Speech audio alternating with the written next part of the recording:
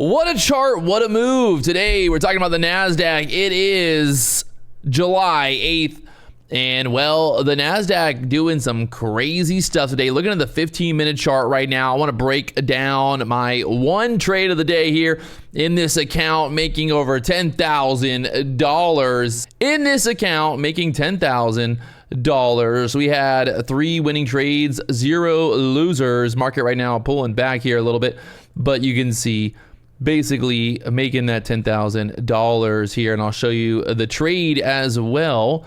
So just get rid of that for a second, and we go back and we look at this trade from this morning. Here's the trade around here. So we got this trade this morning off of that 20,600 level. We talked about this 20,600 level here before the market opened up, and as you can see, bang, bang, bang, buying and then selling into this strength for that push above the high from earlier. You might ask, like, Patrick, why did you sell into that strength? Well, it got to a point where I was like, I'm up 10,000, you know, we're pretty much up, what, 30, 40 points here on this trade. No reason to get greedy. We can always re-enter. I saw this big boner candle at the upside. I'm thinking there's probably going to be a pullback, which it ended up pulling back there and kind of chopping around. So I'll show you here on the 15-minute chart kind of my overall thought process. So obviously now we've seen the market moving, but this morning we had really no idea exactly how this was going to kind of play out here. So the market from Friday of last week, I told everybody in the chat, I'm like, man, this thing looks a lot like a cup and a handle, which it kind of played out there almost perfectly. So we had this big cup and handle set up there, this idea of moving. We had a couple things going on as well there at open. So we had the VWAP down there at the 610s. We had a little bit of support down here at the 20,600 area, right? 20,600 area was kind of what I was looking for to hold. I told everybody in the chat, I'm like, hey, let's keep an eye on that 20,600 level, because if we can't hold that 20,600 level, I think we're going downtown here. So right now, the 15-minute chart kind of showing that range there at open, but this reversal off of that 16,000 or 20,600 level there was absolutely beautiful. So we ended up buying into this dump down there to the 20,600s and getting that squeeze up there to take out this high. So we took out the high there is what I was looking for, that high to get taken out, which we ended up doing. We had this support there, 18,600 area being, you know, a kind of mental area and just a spot to look for a reversal at, right? We're looking for a reversal off of that 18,600 level. We couldn't get below it. We got back above the VWAP. We started pushing, and we pushed up there to the 20,640. So I think the biggest thing you have to remember when you're trading here is that at the end of the day, not every setup is a short, not every setup is a long. People look at the market, they're like, oh, it's going to sell all day. Like, it's just going to keep selling and selling and selling. I got to get short.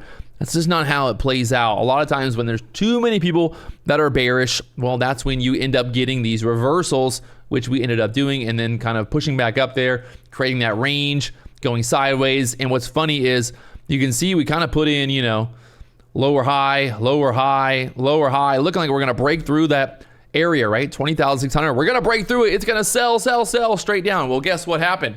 The exact opposite happened. It ended up pushing up to there. Because why? Well, it takes, basically, the way I think about it is it takes momentum to break. And if you look here at this setup, we're kind of holding that low, that little dip candle, we're holding there, and then we start to push back up. We got the VWAP right there. So the biggest difference here for a lot of these setups is kind of thinking about it from a idea of a bear flag versus a bull flag. People get too caught up sometimes on the wrong side of trades because they're looking at the market in a wrong way. This push back up here, yes. You know, this is obviously a bear flag. Pushing back up there, it dumps. Same thing here, kind of pushes back up to the top of that range and then dumps. So we see kind of a pattern here, right? When there's a bear flag, you get these kind of pushes back up and then the dumps. We obviously had that channel there as well. So we had our channel. We knew we were in that range and we're going sideways. But again, let's focus on this idea.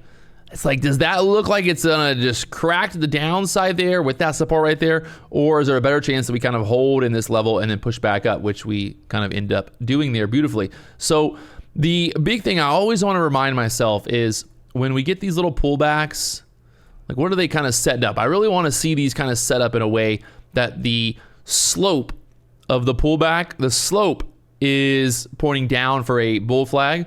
And then if we're looking for a trying to find a little bear flag. Bear flag, bear flag. Bear flags weren't that great today to play into, but you can see kind of this setup here, kind of that slope. It's sloping up, and then that's that break, right? So we're kind of sloping up there, and then that break to the downside there. So I think you really got to remind yourself. You're like, okay, is this sloping up or down? If it's sloping up, there's a pretty good chance that we're going to kind of retest a level and pull back. We had the VWAP there, retest, right? Retest. Same thing up here. Look at this kind of idea of pushing through the highs, right?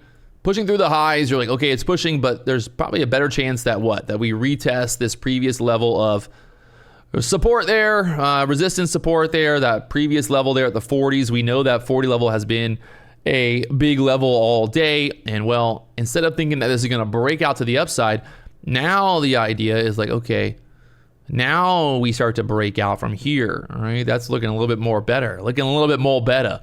So now we're kind of like, now we think this is after kind of retesting that previous area of resistance. The idea is now we start to make this next leg up. So now we're like, same thing here. So the wave, right? The wave is happening there.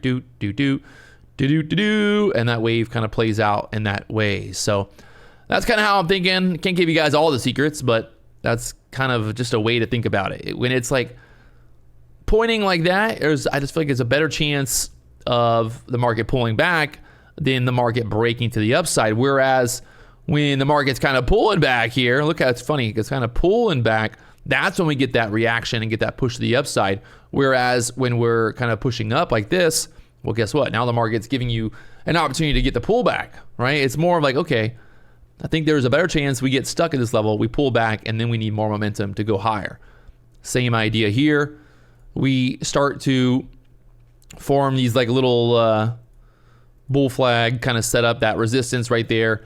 Well, not the perfect setup, but in general, like you kind of see that pattern, that trend there, right? The trend's like pulling back, giving you a great kind of risk reward, and then that breakout for that next leg higher. Now, by no means am I an expert when it comes to all this, but I feel like that's just something that I've noticed over all the years of looking at this.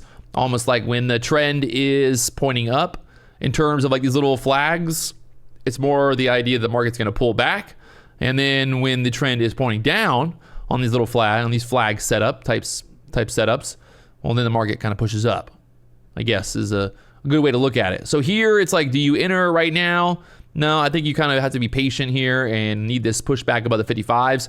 Back above the 55s, well, then you're thinking there's a good chance that we kind of take out that high from earlier, 680s, maybe 690s, 700 by the end of the day. So that's just kind of the way I look at it.